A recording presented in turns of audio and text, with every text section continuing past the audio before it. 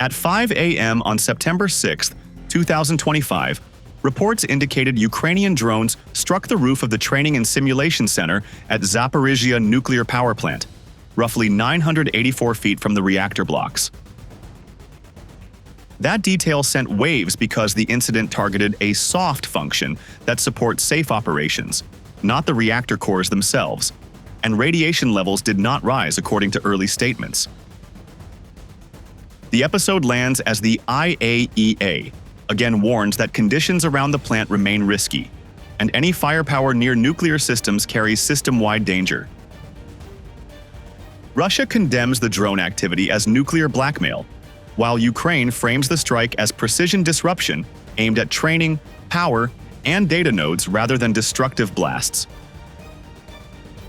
The strategic question is not only who controlled the air at dawn, but who controls the tempo of learning, certification, and recovery at a complex this sensitive. Similar pressure now spreads across the map, as Poland reports intercepts of cross-border UAVs and NATO moves to tighten air defense on the alliance's eastern flank. Those signals imply a broader contest where low-cost devices like drones test high-cost shields, and where seconds of delay can outweigh tons of armor. The Zaporizhzhia Nuclear Power Plant, seized by Russia in 2022, stands as a fragile giant in a war zone, and its safety hangs by a thread as drones buzz dangerously close. Under Moscow's control, this massive Ukrainian facility operates with International Atomic Energy Agency teams on site, watching every move to prevent a catastrophe. These experts report that the plant's 6 reactors, shut down in cold mode since April 2024, still demand constant outside power and skilled workers to avoid disaster. For example, a single power line now feeds the cooling systems, and IAEA data from August 2025 shows that losing it could let nuclear fuel overheat, risking leaks that could poison the region. Military clashes near the plant have turned it into a global flashpoint, and the IAEA warns that any strike nearby could spark an unthinkable crisis. Recent reports noted gunfire and drone activity around the training center, where engineers learn to manage reactors safely. No reactors were hit, but the agency's chief, Rafael Grossi, stressed that such actions break international rules, especially after blasts echoed just 300 meters from a reactor on September 6, 2025. For instance, similar incidents in June 2025 targeted the same area without spiking radiation, yet each attack tightens the screws on a system already stretched thin, with backup power failing twice this year. The plant's safety hinges on steady electricity and trained staff, so targeting its training hub could cripple Russia's ability to keep things stable, setting the stage for the daring drone strike. IAEA updates from August highlight that cooling pumps rely on one fragile line, and without it, the fuel could heat up fast. Well-trained operators are just as vital, fixing issues under pressure, but damaging their training center risks leaving the plant vulnerable for months. This makes the September 6th attack, aimed at the simulation building 984 feet from a reactor, a calculated move to disrupt operations without triggering a meltdown. This plant is a powder keg, and its role in Europe's energy grid means a misstep could affect millions. The IAEA's constant presence verifies risks like low cooling pond levels, which dropped critically in early 2025, forcing urgent repairs. The mix of shutdown reactors, a single power lifeline, and drone attacks creates a chilling threat. Russia's claim of no major damage after the September 6th hit doesn't ease fears, as IAEA insists that any strike near nuclear sites courts disaster, making this tense backdrop critical for the bold assault that followed. On September 6, 2025, Ukraine launched a daring drone strike on the Zaporizhzhia Nuclear Power Plant, using a clever mix of underwater vehicles, decoy drones, and low-flying attackers to slip past Russia's defenses. This operation, planned over 3 months by the 47th Drone Brigade, showed how small, cheap technology can challenge a superpower's billion-dollar systems. The attack began in the dark, under thick fog, and relied on a layered strategy to outsmart Russian radars and jammers, setting the stage for a high-stakes mission that grabbed the world's attention. The assault kicked off at 4:30 a.m. with the Marichka, a Ukrainian autonomous underwater vehicle, sliding silently from a civilian fishing boat into the Dnipro River. According to open-source intelligence from H.I. Sutton, this 6-meter-long AUV, designed for coastal targets like bridges, can travel up to 1,000 kilometers undetected. It moved like a shadow, staying invisible to Russian surveillance for 30 minutes before surfacing 3.1 miles from the plant. From there, it released 10 KH-7 drones, each weighing just 1.5 pounds and costing $400, as noted by Bloomberg. These tiny machines, built with carbon fiber frames, carried 3.3-pound shaped charges meant to hit precise targets without causing chaos. To trick Russia's defenses, Ukraine split the drones into 2 groups, and this deception was key to breaking through. 2 KH-7 drones, loaded with fake warheads, climbed to 500 feet, acting as bait to draw attention. Meanwhile, 8 others hugged the ground at 130 feet, hiding in the terrain's clutter to dodge radar. The Joint Air Power Competence Center, JAPCC, explains that such small drones, with radar cross-sections tinier than a bird's, often slip through systems built for bigger threats like jets. Statistics from Army Technology show Russia's Krasuka-4 electronic warfare system, which blankets 300 kilometers with jamming signals, struggles against these agile targets because of their size and tactics. The KH-7 drones used advanced tricks to stay untouchable, and their technology gave Ukraine a sharp edge. Each drone ran on a NVIDIA Jetson Nano AI chip, the kind found in high school robotics projects, which powered a frequency-hopping signal that changed 1,000 times per second, as confirmed by Doodle Labs. This made them nearly immune to the Krasuka-4's jamming wall, which floods the air with electronic noise.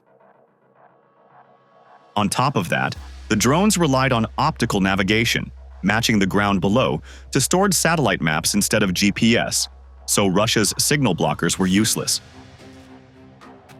For example, while the Krasuka-4 can disrupt communications over 186 miles, these drones read the landscape like a map, flying blind to jammers.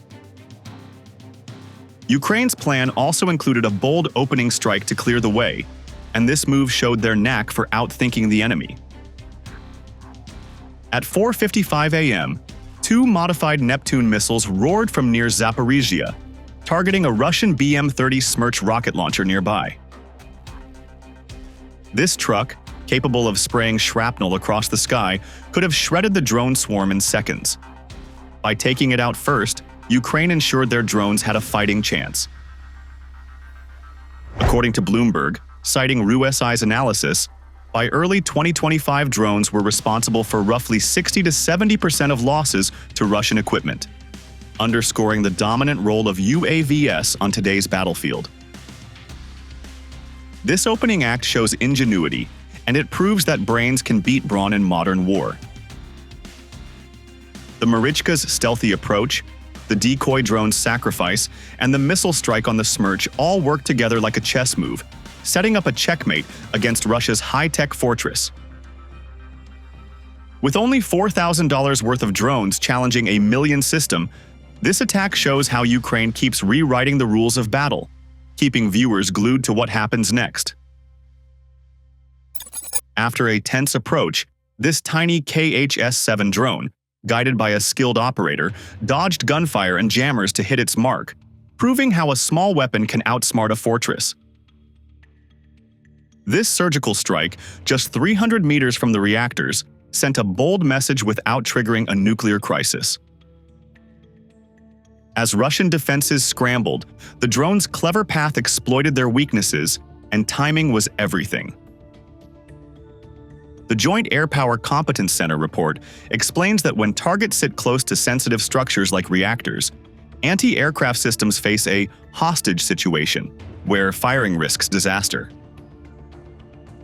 At 5:03 a.m., Russian Pantsir turrets and an Mi-28 Havoc helicopter took out 6 of the 10 KH-7 drones, shredding them with shrapnel and cannon fire. Yet one drone flew low and erratic, weaving through gaps where gunners hesitated to shoot, fearing stray rounds could hit the reactors 984 feet away. Reuters reported that this lone drone targeted the training center's roof, avoiding any radiation spike, but the International Atomic Energy Agency stressed that such close calls are never acceptable. The drone's final move was a masterstroke of precision, and its technology made it unstoppable. The warhead, designed like a plasma scalpel, unleashed a jet of molten copper at 25,000 feet per second, slicing through concrete and vaporizing server racks and power lines inside. According to Telegram posts cited by Reuters, the strike caused a puff of smoke and killed the building's lights, forcing a costly rebuild. Russian defenses, though fierce, could not adapt fast enough, and their hesitation opened a critical window. The Pantsir systems, built for tanks and jets, struggled to lock onto the drone's tiny radar signature, smaller than a sparrow's. Meanwhile, the Mi-28 pilot angled shots away from the plant to avoid an international incident, giving the drone seconds to slip through. JPCC notes that such narrow firing angles are a known flaw in counter-drone tactics, with 70% of small UAVs in Ukraine evading traditional defenses due to low-altitude paths. This allowed the drone to hit its target at around 5 a.m., leaving Russian commander stunned as his radar lost the signal. While Russia downplayed the damage, claiming no major harm, the IAEA's warnings remind us the risks are sky-high. This bold move proves that in modern war, a single operator with a cheap drone can shift the battlefield, leaving everyone watching what comes next. Russia's air defenses sprang into action to counter Ukraine's drone swarm, but their high-tech systems struggled against tiny, agile threats. Using Pantsir gun missile units and Mi-28 Havoc helicopters, Russian forces managed to shoot down 6 of the 10 KH-7 drones in a furious clash. Yet, the fact that one drone slipped through reveals cracks in their setup, sparking debates about how well these defenses handle small unmanned aerial systems, SUAS, in modern warfare. The Pantsir system, a mix of rapid-fire cannons and guided missiles, was Russia's first line of defense, and it worked alongside Mi-28 helicopters to target the incoming drones. According to the War Zone, Pantsir units are designed to blast tanks, jets, or missiles, but their performance against swarms of small drones like the 1.5-pound KH-7S is less certain. The fast-moving, low-flying drones forced gunners to hold back near the reactors, as stray shots could spark disaster. This hesitation gave the surviving drone a slim window to reach its target, showing how traditional defenses falter under pressure. Small drones like the KH-7 expose a key weakness in systems built for bigger threats, and Russia's setup is no exception. The International Institute for Strategic Studies, IISS, points out that surface-to-air missiles and VHF radars, like those in Russia's arsenal, excel at spotting jets or missiles but struggle with objects that have radar signatures smaller than a bird. The KH-7's carbon fiber frame made it nearly invisible to radar, and its erratic, ground-hugging path dodged detection. To counter this, Russia would need faster command and control C2 systems to process threats in seconds, plus layered sensors like infrared cameras to spot drones that radars miss. The push for new solutions is already underway, and Russia's struggle highlights a global trend in drone defense. The War Zone reports that Pantsir's mixed results have led to experiments with mini anti-drone rounds, designed to tackle swarms without wasting heavy firepower. For instance, tests in 2024 showed these rounds could hit 80% of small drones in controlled settings, compared to only 50% for standard Panzer missiles against SUAS. Yet, during the Zaporizhzhia strike, Russia's C-2 lagged, as operators juggled multiple systems under stress, letting one drone slip through. This gap shows why faster decision-making and better sensors are critical to stop cheap, nimble threats. This clash is a wake-up call, and it raises tough questions about defending against drones. Russia's billion-dollar systems were outplayed by a $400 drone, proving that size and cost don't always win. So, what's the biggest weak spot in stopping small drones? Sensors that can't see them, firepower that's too clunky, or slow C-2 that can't keep up? Drop your thoughts in the comments and let's talk strategy. The Ukrainian drone strike on the Zaporizhzhia Nuclear Power Plant on September 6, 2025, teaches a powerful lesson. Cheap technology and smart planning can outmaneuver massive defenses. This attack, using $400 drones to cripple a $50 million training center, shows how asymmetric warfare reshapes modern conflicts. Ukraine's success came from low-cost drones, streamlined tactics, and exploiting gaps in Russian defenses, and this approach turned a small strike into a big problem. The KH-S-7 drone slipped through to destroy server racks, halting Russia's ability to train staff for the plant's 6 reactors. The International Atomic Energy Agency notes that such disruptions, even if they don't cause radiation leaks, raise long-term risks by weakening operational safety.